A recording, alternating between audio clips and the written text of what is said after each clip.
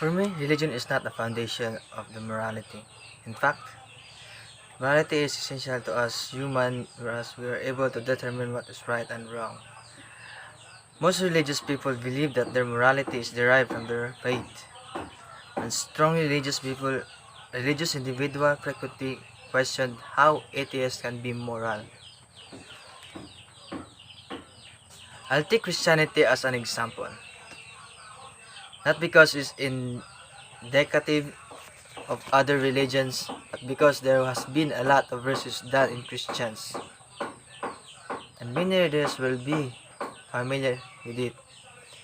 Christians frequently claim that their morality is derived from their religions or the parents' interpretation of it. If you ask them what their religion teaches them about what is right and wrong, they will most likely agree with their own beliefs. However, the causal link is not as obvious as it appears. The Bible is a complicated book full of views, wisdom, and moral consequence. Nobody can believe everything, different branches of Christianity, and indeed, each individual takes something from it and leaves something else behind. Many aspects of the Bible are incompatible with the modern Christian's belief. Why? Because they are incompatible with the modern moral sensitivities. Consider the subject of magic. Many Christians do not believe in magic, but even those who believe in it do not believe that the individual who uses it would be killed. Despite biblical scripture implying otherwise, in the situation of the magic described above, the Bible recommends a moral behavior that most people reject. Why? They ignore the aspect of a Bible's moral precept because they believe it is ethical and correct. Instead, individuals tend to adopt the Bible moral lesson that resonate with them. This happens frequently, and it's a wonderful thing if people's values are based on their perception of God.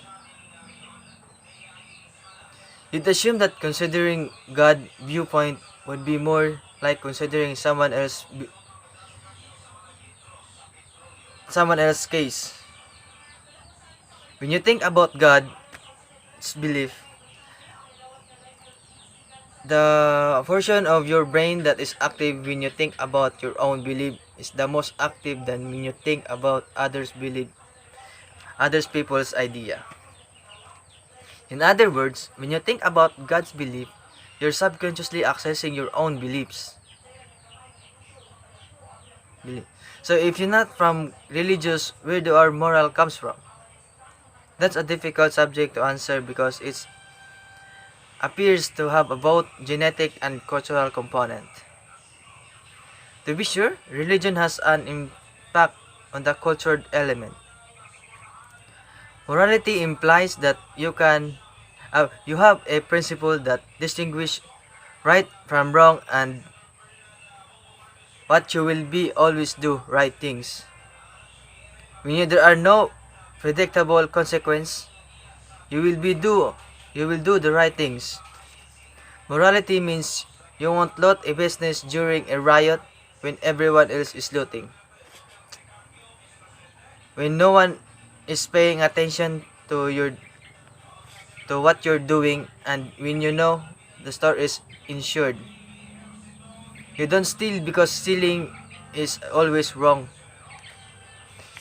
Religion, particularly Abrahamic religions, take away that moral option from the individual and give it to a God. You no longer do everything because they are bad, because they harm others, or because the Bible says not to. Because if you do it, you will face a consequence after you die.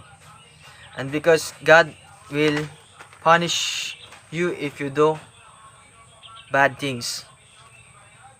On the other hand, you don't do nice things because you care about other people.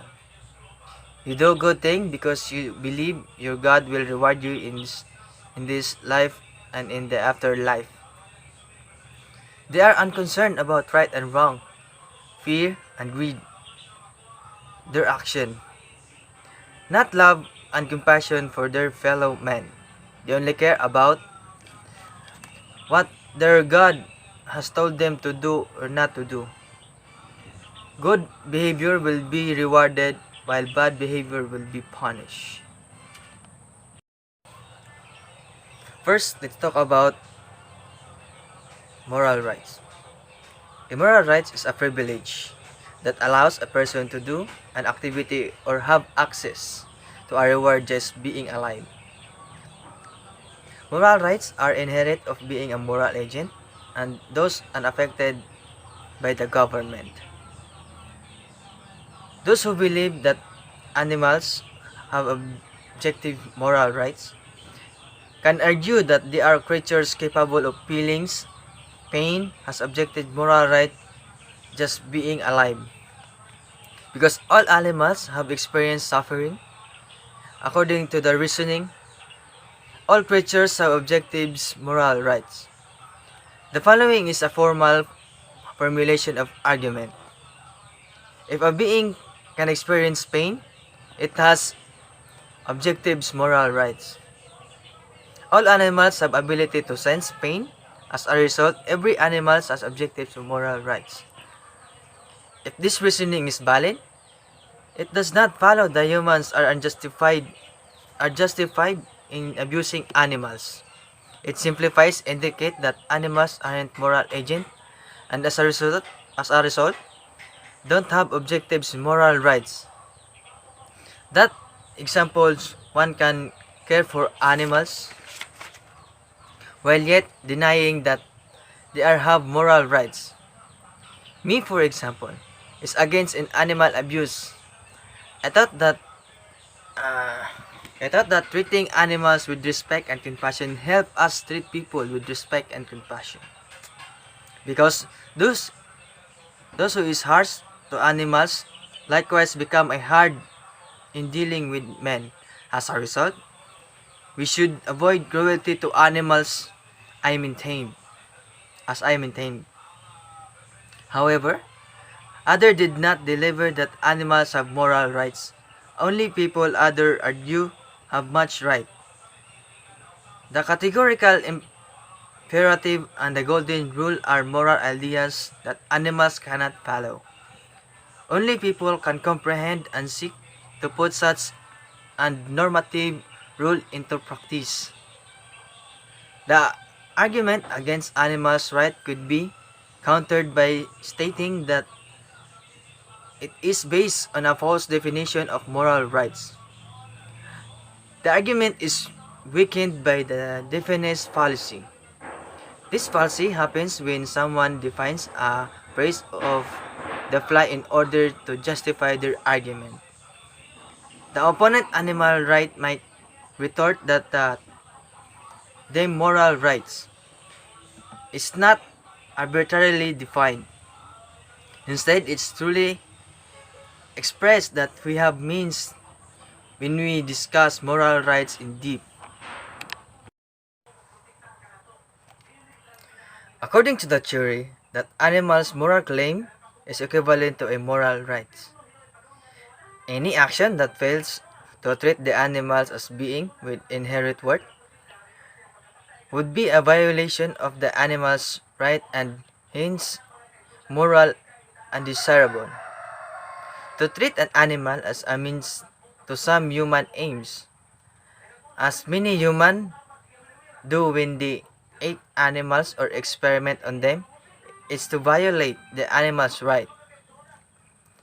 According to the animal's right advocate, as Tom Regan has written, animals are treated routinely, systematically as if their values were reducible to their usefulness to the others.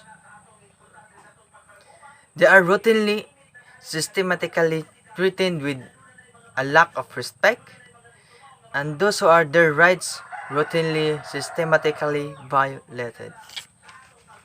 Thank you.